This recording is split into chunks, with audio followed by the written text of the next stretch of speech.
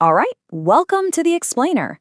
Today, we're jumping right into something super important, but also super tricky: the official, legal way to buy and register property in Venezuela. Look, if you want to make sure your investment is actually yours, this is what you need to know. Okay, so picture this. You've found the place, you've settled on a price, and bam, the keys are in your hand. Feels amazing, right? Feels like it's yours. But here's the thing. In the eyes of Venezuelan law, just holding the keys, it doesn't mean much. The real question, the one that can make or break your investment, is this: is that property legally, officially, and publicly in your name? And this is where things get really, really important. On one hand, you've got a simple, unregistered agreement. Think of it like a handshake deal. It's pretty much only valid between you and the seller. It offers you zero protection against, well, anyone else in the world. But on the other hand, you've got a registered title. Now that is your public proof of ownership. It's legally solid against everyone: creditors, other potential buyers, you name it. It's the only thing that actually secures your rights. I mean, can you imagine finding out years down the line that the seller sold the same property to someone else who did register it? Guess what? Legally, it's theirs, not yours. Ouch. So yeah, let's be absolutely crystal clear here. This whole registration thing, it's not just some bureaucratic red tape. When it comes to owning property in Venezuela, registration is, well, it's everything. You see, the law itself, the Ley de Registro Público y del Notariado, is really straightforward about this. The real estate registry, the Registro Inmobiliario, is the only place that can make your ownership official. That's it. Without their official stamp, you basically have no legal leg to stand on against anyone else. And forget about trying to sell it or get a mortgage later on. It's just not going to happen. Okay, so you're convinced. You know you need to register. But before you can even walk through the registry's door, you've got to get prepared. Think of this next part as gathering all your gear for the quest ahead. And this right here, this is your absolute must-have checklist. You're going to need valid IDs and a tax ID number, the REEF, for everybody involved. You also need a copy of the old property title, that cadastral info we'll talk about in a sec, and a whole bunch of solvency certificates. These basically prove all the local taxes and utilities are paid up. And, super important, a non-encumbrance certificate. That's your proof the property is free and clear of any liens. So you might be wondering, what on earth is a ficha cadastral? It's a great question. The easiest way to think about it is like the property's official government ID card. It comes from the local municipality, and it's got all the nitty-gritty details: the exact location, the boundaries, a unique ID number, everything that officially connects the physical piece of land to the government's records. You absolutely can't do this without it. All right, you've got all your papers in a row. Now, you're ready for the main event. Let's walk through the official, step-by-step process to get your name locked in on that property title. The whole journey really breaks down into these 4 key stages. First, you need a lawyer. A good one, to draft the official sales agreement. Can't skip that. Step 2, everybody signs it in front of a notary. Their job is to make sure the signatures are real. Third, you take that whole bundle of documents and submit it to the right Registro Inmobiliario. And finally, this is the magic moment, the registrar checks everything, signs it, seals it, and issues the brand new title in your name. That final step, that's when it's truly yours. Now, here is a massive, and I mean massive, misconception that a lot of people have.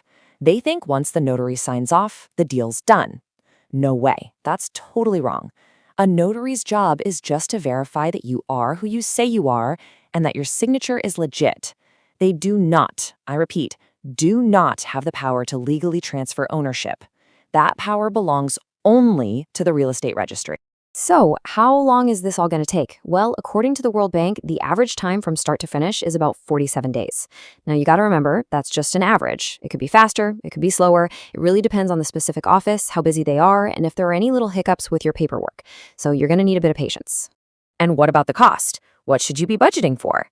This chart gives you a pretty good idea. For official taxes and fees, you're looking at somewhere between 1% and 3% of whatever the property's declared value is. Then, on top of that, you've got your legal and notarial fees, which, are going to vary depending on how complex your deal is. Okay, so the path we've just laid out covers your standard, everyday transaction. But what if your situation is a little different? Let's take a quick look at a couple of important special cases you might run into. So what happens if you're buying a property that's never, ever been officially registered before? This process is called inmatriculación, and it's got some extra steps. You'll need to show some kind of proof that you've been in possession of it, plus an official property plan. And here's the key part. The registry will actually publish a notice in a local newspaper. This gives anyone else about 15 days to come forward and object. It's a way to make sure the ownership claim is totally legit before a title is created for the very first time. And hey, for any foreign buyers listening, the process is pretty much the same for you, but there's one really important step you have to do first. Before you can get to the notary and registry, you typically have to register with the national authority, which is called SAREN. It's a crucial first move. All right, now for a really crucial part of this whole journey, understanding the potential dangers. Knowing what to watch out for is honestly just as important as knowing what to do. So, let's get real for a minute. What are the hidden dangers? What are the pitfalls that could pop up and seriously complicate things, or even put your whole investment at risk? Okay, here are the big three you've got to watch out for. First, relying on a private, unregistered deal.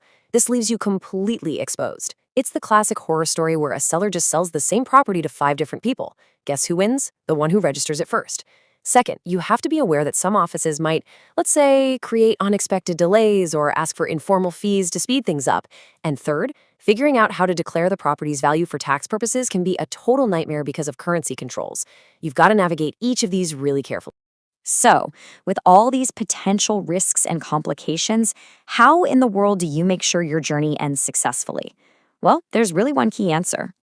Look, we've seen that the law itself is pretty clear, but actually doing it on the ground, it can get complex. The path has steps, for sure, but local practices can be different, and those pitfalls we talked about are very, very real. And this brings us to the single most important piece of advice in this entire explainer. Your guide, your ally, the person you absolutely need in your corner, is a trusted, experienced Venezuelan attorney who knows property law inside and out. Seriously.